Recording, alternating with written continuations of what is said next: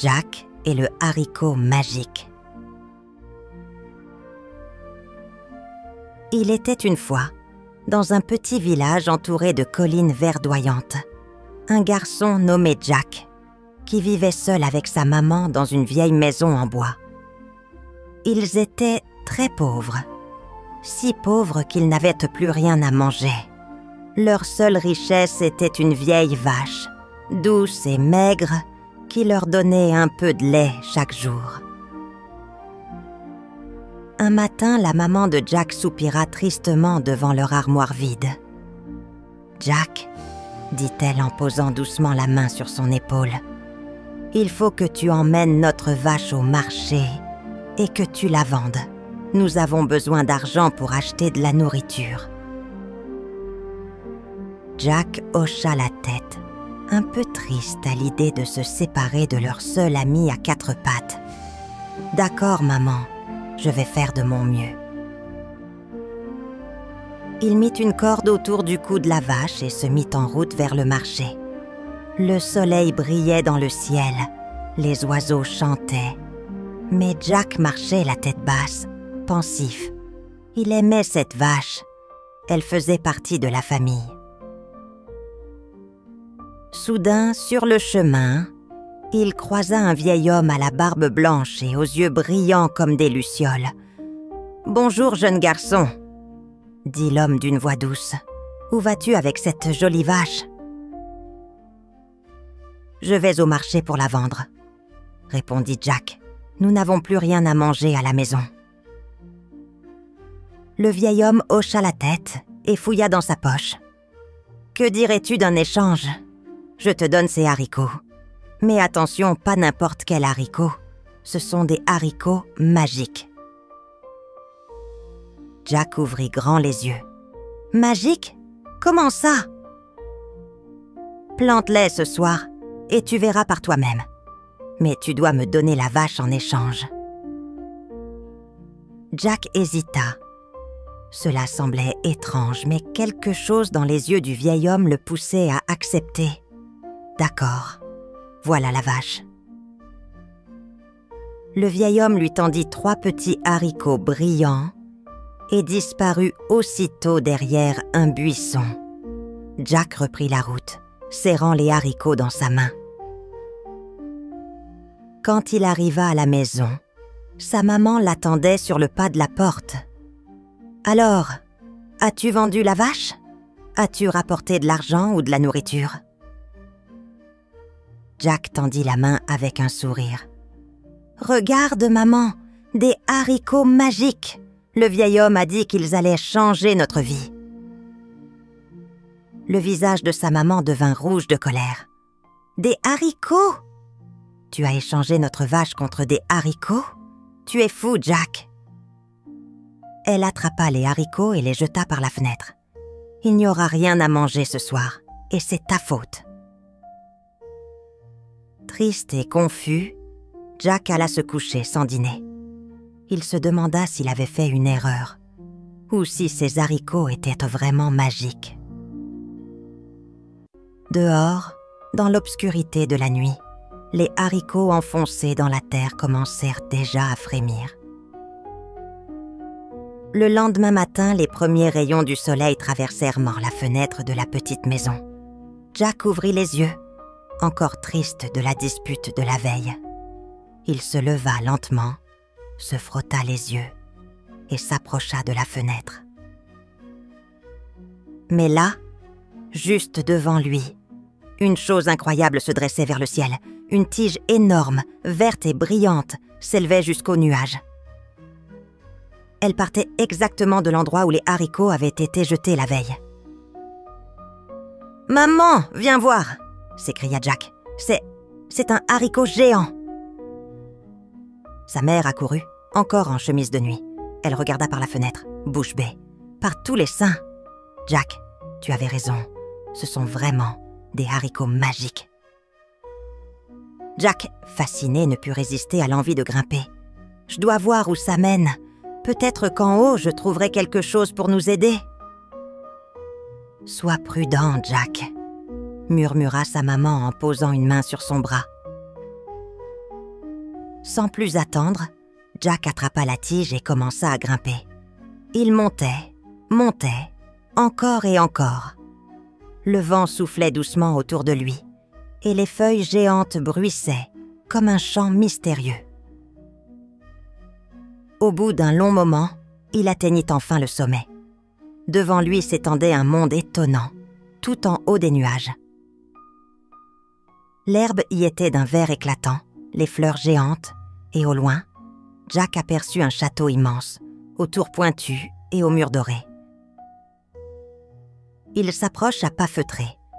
La porte était grande et massive. Jack frappa doucement, mais personne ne répondit. Il entra discrètement. À l'intérieur, tout était gigantesque. Des meubles énormes, une table plus haute qu'un arbre et un escalier dont chaque marche était aussi grande qu'un lit. Jack se glissa derrière un pied de chaise et observa. Une immense voix résonna soudain dans le château. « Fi, fi, faux femme, je sens la chair d'un petit humain. » Jack retint son souffle. Un ogre entra dans la pièce. Il était grand comme une montagne, avec des bottes énormes et une barbe grise qui lui descendait jusqu'au ventre. L'ogre tenait une poule dans ses bras. Il la posa sur la table et dit d'une voix grave « Allez, ma belle, ponds-moi un œuf d'or. » À la grande surprise de Jack, la poule se dandina et pondit un œuf tout doré, brillant comme le soleil. Puis l'ogre alla s'asseoir dans un grand fauteuil et s'endormit en ronflant. Jack n'en croyait pas ses yeux. Une poule qui pond des œufs d'or. Si je la ramenais à la maison, maman et moi ne serions plus jamais pauvres, murmura-t-il. Il repéra un autre objet posé sur une étagère basse, une harpe en bois sculptée, qui semblait vibrer doucement comme si elle respirait. Mais Jack n'osa pas bouger ce jour-là. Il observa encore, apprenant les habitudes de l'ogre, puis redescendit prudemment le long de la tige. Sa maman, inquiète, l'attendait en bas. « Jack, tu vas bien ?»« Maman, tu ne vas pas me croire. Il y a un château dans les nuages et un ogre qui possède une poule magique. Elle pond des œufs en or. » Elle le regarda, les yeux écarquillés. « Mon garçon, tu es monté jusqu'au ciel. Nous devons être prudents. Mais peut-être que ces haricots étaient le début de quelque chose de grand. » Jack hocha la tête. « Demain, j'y retourne.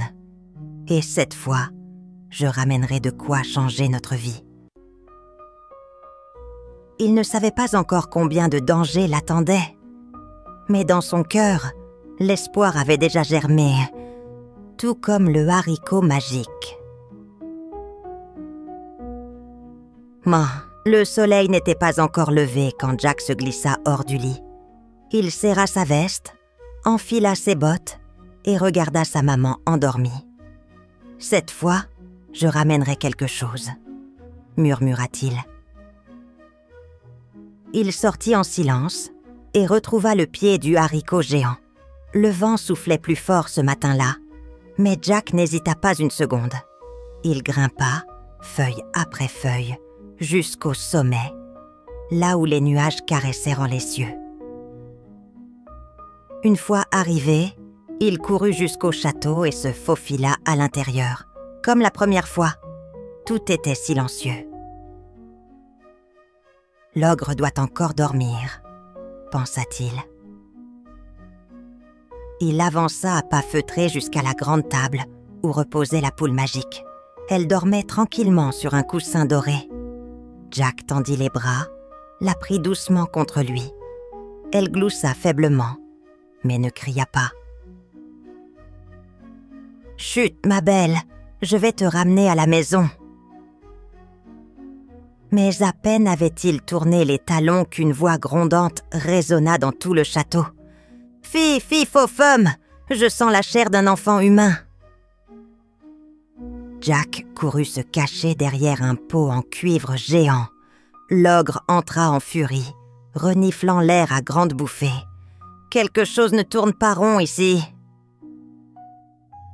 Mais après quelques minutes, l'ogre se gratta la tête, haussa les épaules et repartit. Profitant du silence revenu, Jack sortit de sa cachette et s'enfuit à toute vitesse, la poule sous le bras. Il redescendit le haricot en riant doucement. Sa maman, qui l'attendait au pied de la plante, poussa un cri de joie. « Jack, tu es revenu sain et sauf !»« Et regarde ce que j'ai ramené !» dit Jack en posant la poule sur la table. Il lui murmura. « Allez, ma belle, ponds un œuf. » La poule se dandina. Puis, sous les yeux ébahis de sa maman, elle pondit un œuf d'or éclatant. « C'est un miracle, Jack, c'est incroyable. » Les jours passèrent. Grâce aux œufs d'or, Jack et sa maman achetèrent de bons repas, des vêtements chauds et purent réparer leur maison. Mais Jack pensait encore à la harpe magique qu'il avait aperçue. Une harpe enchantée! Peut-être qu'elle peut jouer seule? Un matin, il décida d'y retourner. Il grimpa une fois de plus le long du haricot, entra dans le château avec précaution et trouva la harpe posée sur un coussin bleu. Elle brillait doucement et semblait chanter sans même être touchée. Jack tendit la main, mais dès qu'il la prit, la harpe cria d'une voix claire. « Au voleur! Au voleur! On me vole !» L'ogre se réveilla en sursaut, les yeux rouges de colère. « Toi, petit vilain !» Jack courut aussi vite que ses jambes le lui permettaient, la harpe sous le bras. L'ogre le poursuivit. Les murs du château tremblaient à chacun de ses pas.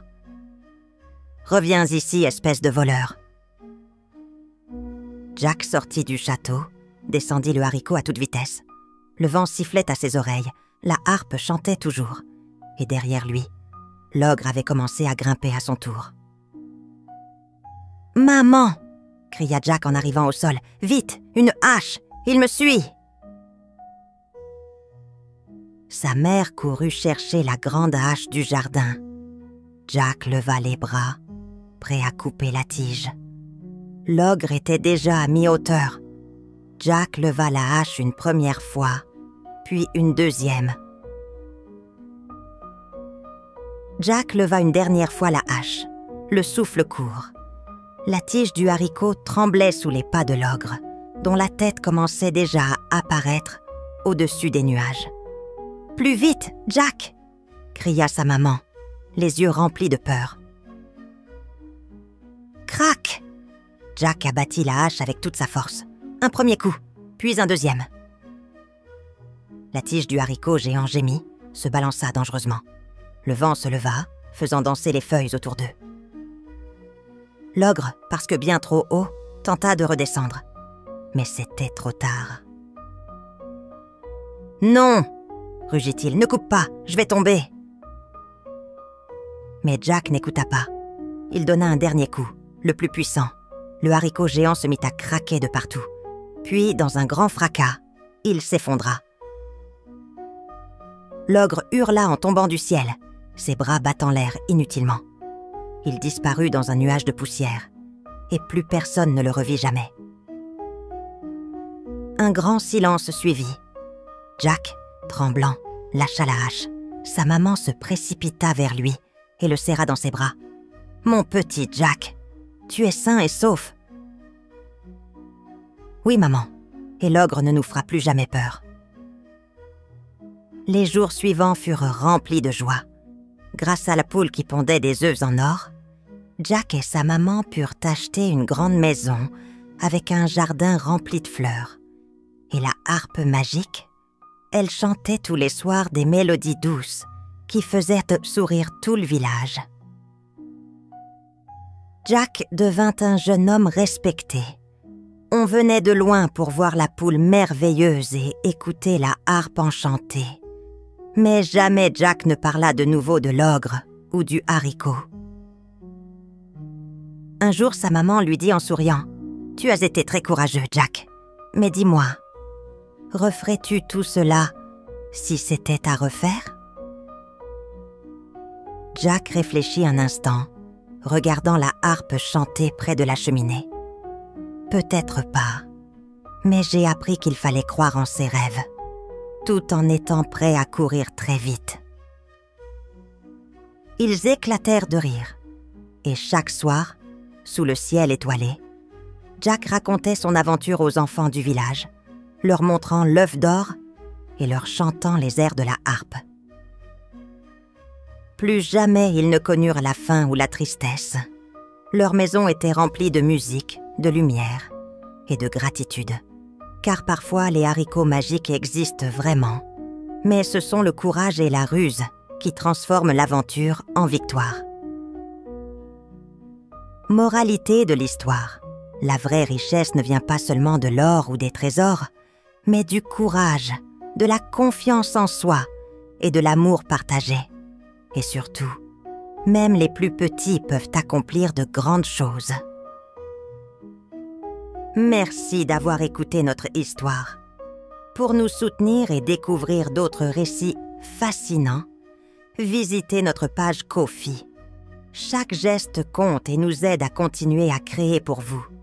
Le lien est dans la description. N'oubliez pas d'abonner, petits amis. À bientôt!